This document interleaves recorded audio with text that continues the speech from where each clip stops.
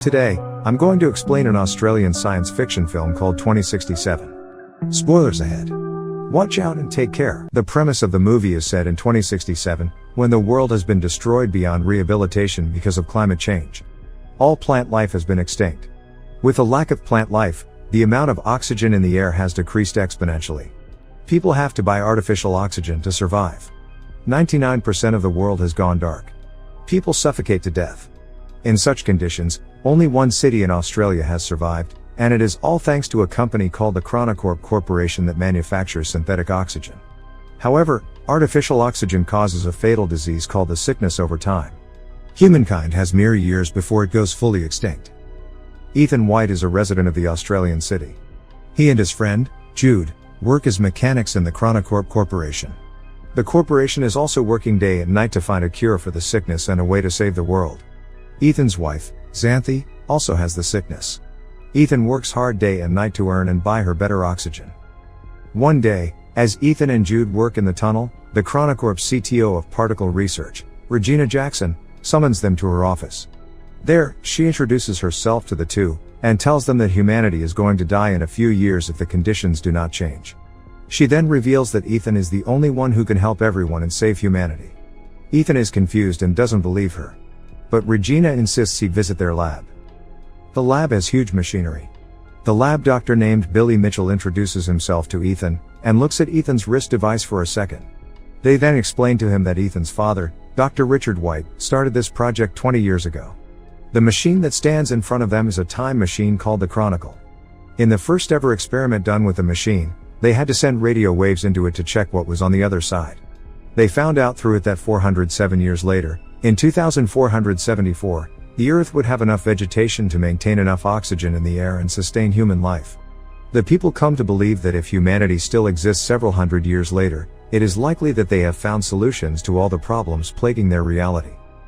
However, a strange activity baffled the scientists there. The waves they sent had come back reformed.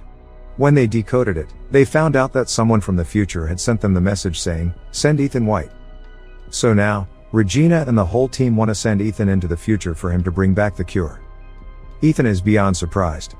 He doesn't believe them and thinks that Regina is just bluffing. Moreover, he doesn't want to leave his sick wife and go into the future.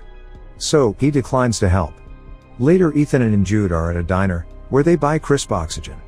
Jude tries to persuade Ethan to go through with the plan and help save humanity. However, Ethan laughs at him, saying that he doesn't want to be like his father. Ethan hates his father for never being there for him. 20 years ago, his father left home and went missing, while his mother was killed when he was a kid. Since then, he has been brought up by Jude, who he regards as his older brother as well as best friend. He blames his father for leaving his mother to complete the project, and doesn't want to follow in his path and leave his sick wife. However, Jude manages to persuade him, saying that the only way he can save his wife is by finding a cure. Ethan reminisces of his 8th birthday when his father has bought him a strange box as a gift. As he puts his hands inside the box, a device latches onto his wrist, making him bleed. Richard had placed a permanent hand device on his son. It has been many years but Ethan doesn't know its use yet. Later at home, Ethan tells Xanthi everything that happened during the day, and she too insists him to go. The following morning, Ethan scribes, "I will find my way back to you on a metal flower," and leaves it beside Xanthi. He then goes to Regina's office again and tells her that if he can find only one cure, they will have to give it first to Xanthi. Regina accepts, and takes him to the lab again. Dr. Mitchell shows him the suit that he has to wear before getting into the machine. As they begin to explain the mission to him, Ethan realizes that they do not have a plan. They have no clue what he will see, or who he will meet at the other end. However, after they put him in the suit, they give him an AI device called the Archie.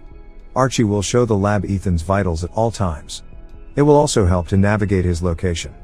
Then, they finally throw him into the machine. Inside, Ethan moves at high speed through time. He falls from the sky and lands in an unknown jungle. The friction from the air causes his suit to catch fire, so he quickly gets out of it. Then, he looks around, and is astounded by the beauty of nature. He finds that the world has completely changed. The trees and the natural oxygen are back. He walks in the direction Archie directs him, and sees a bunker door of some sort. But what catches his eyes is a skeleton that lies right in front of the door. Its skull has a bullet hole in it. Furthermore, he looks at the name tag on it and is horrified to see his own name. The skeleton is Ethan's. Ethan also finds the skeleton's Archie, and plays the last recording on it. He hears a man say that this is the only way, and shoots Ethan. Just then, the device's power goes off. He is horrified, believing that this is the fate that awaits him. Then, he notices the skeleton's wrist device. It is identical to Ethan's, except the light glows green in the skeleton's device, but Ethan's has been red his whole life. That night, he lights a fire and eats wild berries. It turns out that the berries were poisonous. Ethan vomits and starts to go unconscious. Ethan wakes up after a while, and is surprised to see Jude in front of him. As it turns out, the lab saw Ethan's vitals dropping and assumed he was having a reaction to poison. So, they quickly sent Jude to the future, with the cure to save him.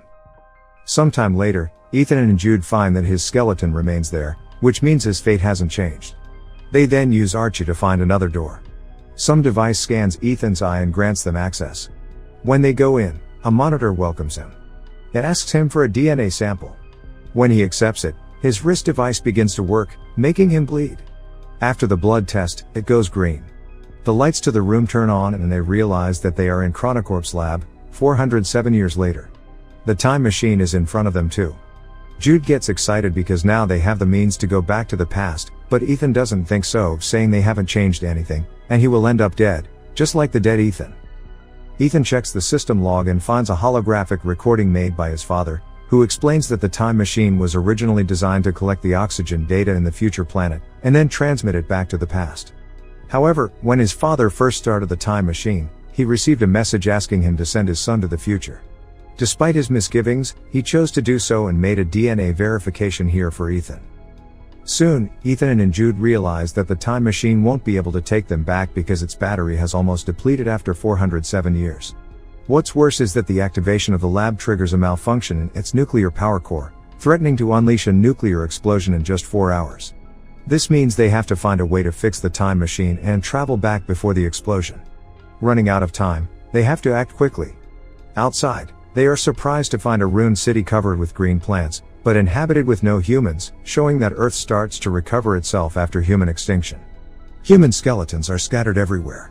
Ethan gets to his wife's house, only to find her bones, making him fall into despair. Jude tries to persuade him to go back to the past, as the cure against the sickness doesn't seem to exist even in the future world. However, Jude's words make Ethan suspicious. He then turns on the rusty Archie to play the recording once again, from which he recognizes Jude's voice, and it seems Jude is exactly the one who shot him. Jude raises his gun at Ethan, strongly denying that he would shoot Ethan. Ethan finally decides to complete the mission first, so with joint efforts, they manage to repair the power core and then return to the lab. Now the Chronicle system works and they should be able to return to the past. They just need to wait 37 minutes till portal launch. Once the countdown reaches 0, the portal will tether to 2067 for approximately 30 seconds. However, Ethan still finds his body remains behind a door at the same location, which implies that they haven't made any changes to the future. In order to figure out the truth, Ethan pulls out the battery of his current Archie and puts it onto the rusty one. In that way, he gets access to another video, in which Ethan is assured that his future self will be killed by Jude.